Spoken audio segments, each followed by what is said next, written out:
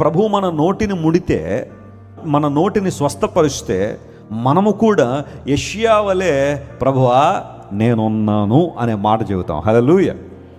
యెషయా పెదవులు అపవిత్రమైపోయినాయని బైబిల్లో రాయబడింది.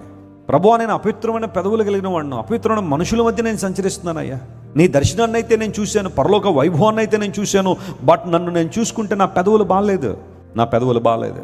భౌతికంగా పెదవులు మంచిగా ఉండొచ్చేమో కొంతమందికి, కానీ ఆ పెదవుల్లోంచి వచ్చే మాటలు సరిగా లేకపోతే కొంతమంది ఇతరులు బాధిస్తూ ఉంటారు. తమ నోటిని కొంతమంది వరదీసిన కత్తుల్లో వాడతారట. అనాలోచితంగా నువ్వు మాట్లాడేసో సరే, అనాలోచితంగా కొన్ని నిందలేసేసో సరే, కానీ ఆ వ్యక్తి ఎంత బాధపడతా, ఎదుటి అనే వ్యక్తి ఎంత విలవెల్లాడిపోతున్నారో, రాత్రులు నిద్రలేక ఎంత సఫర్ అవుతున్నారో కొంతమందికి అర్థం కాదు. దేవుని లేఖనం సెలవిస్తూ ఉంది, మోగవారిని ప్రభు దగ్గర తీసుకొస్తే ఆయన వారిని ముట్టాడట. ఎందుకోసం అంటే వారు తమ నోటితో యేసయ్య మాటలు మాట్లాడాలని. హల్లెలూయా. ఆ నోటితో యేసయ్య పాటలు ఏం చేయాలా? పాడాలని.